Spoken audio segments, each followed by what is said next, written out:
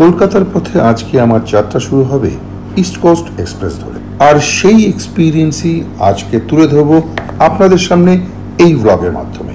আজ 9:30 ছিল actually schedule time, কিন্তু 25 মিনিট লেট দেখাচ্ছে। দেখা যাক গাড়ি কটায় পৌঁছয়।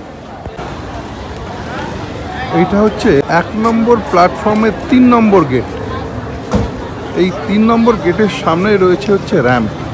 এখান থেকে যাওয়াটা সুবিধা আর ইস্ট কোস্ট এখনও পর্যন্ত প্ল্যাটফর্ম নাম্বার দেয়নি, তাই আমি এখানে দাঁড়িয়ে আছি। সন্ধে 9:10 ঢোকার কথা হচ্ছে বিশাখাপত্তনমে, কিন্তু আজকে ইস্ট কোস্ট লেট আছে। তো অ্যাজ পার যে ফাইন মাই ট্রেন সেখানে দেখাচ্ছে হচ্ছে 9:35 অ্যাকচুয়ালি ঢোকার কথা, কিন্তু এখন তো 9:24 হয়ে গেছে ঘড়িতে। দেখা যাক কোথায় আসে আর কি। এতক্ষণে প্ল্যাটফর্ম নাম্বার দিল, প্ল্যাটফর্ম নাম্বার 3-এ ইস্ট কোস্ট দিয়েছে। ঘড়িতে এখন সময় হলো 9:50, এই হচ্ছে প্ল্যাটফর্ম নাম্বার 3। বন্ধুরা, সঞ্জীবস পাসপোর্টের একটা নতুন ব্লগে আপনাদেরকে স্বাগত। মনের মগ্ন সেই মায়ের পথরে ভীষণ কাছে গায়ে আমার দক্ষিণা সঙ্গীতা। বিশাখাপত্তনম থেকে গঙ্গমা ভেসে অঙ্গনে আমি চলেছি শান্ত রাচাচি জঙ্গ শোনো বাজাতে ধ্বনি ভঙ্গি।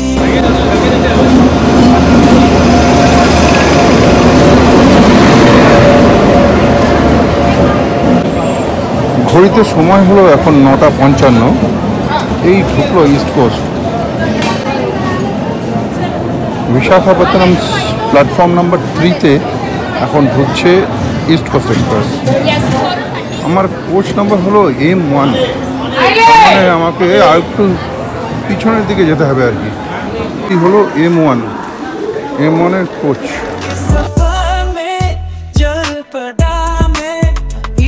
एक्सप्रेस पे सफर का है जुनून, दिल में है ख्वाब घर की यादों का, कोलकाता की और ये सच तूफान।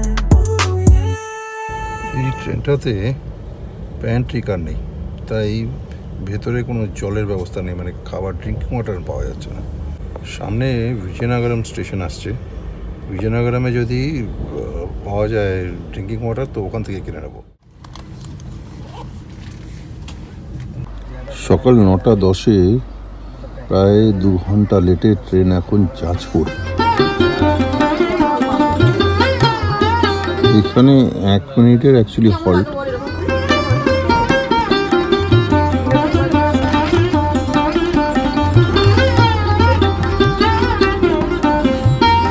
ট্রেন কিন্তু এখন বেশ ভালোই স্পিড নিয়েছে।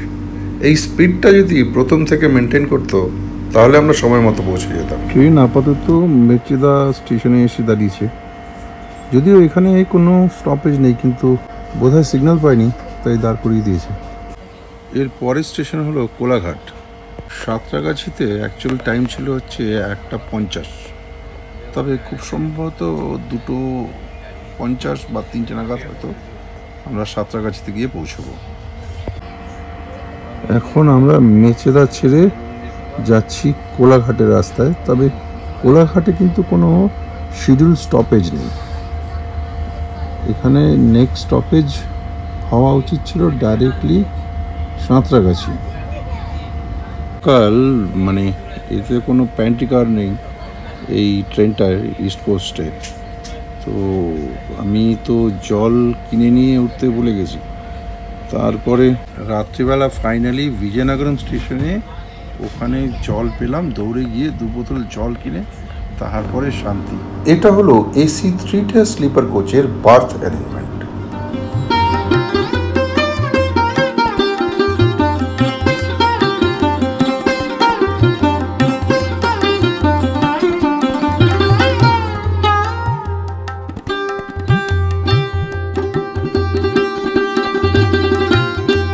গাড়ি সাঁতরাগাছিতে ঢোকার কথা ছিল 1:50-এ, সেই গাড়ি এখন ইস্ট কোস্ট সাঁতরাগাছিতে ঝুঁকতে হচ্ছে 3:15-তে।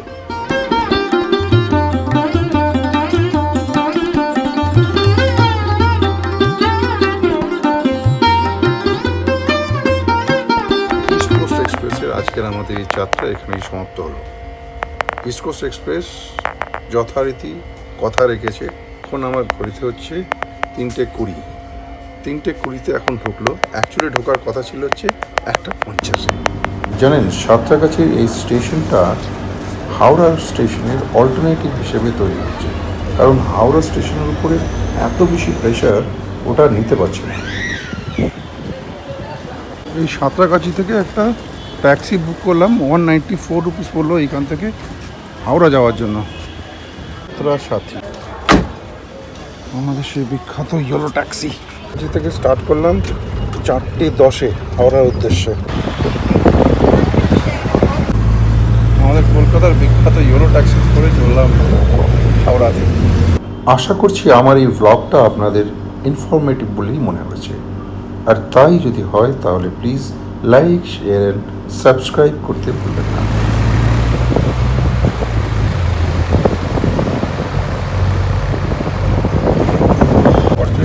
আজকে রাস্তায় যানজট তেমন, গাড়িটা একদম স্মুথ যাচ্ছে।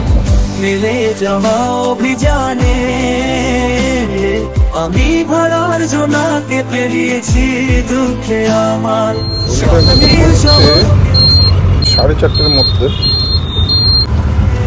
আমি উঠবে স্বপ্নের জোয়ারে বারাসে যপনে। আমরা অলমোস্ট পৌঁছে গেছি হাওড়া স্টেশনের কাছাকাছি। আবার দেখা হবে অন্য একটা ব্লগে, অন্য একটা জায়গায়, অন্য কোনোভাবে। টিল দেন ভালো থাকবেন, সুস্থ থাকবেন। নমস্কার। এখন ঘড়িতে বাজে 4:40। পৌঁছে গেলাম হাওড়া স্টেশন।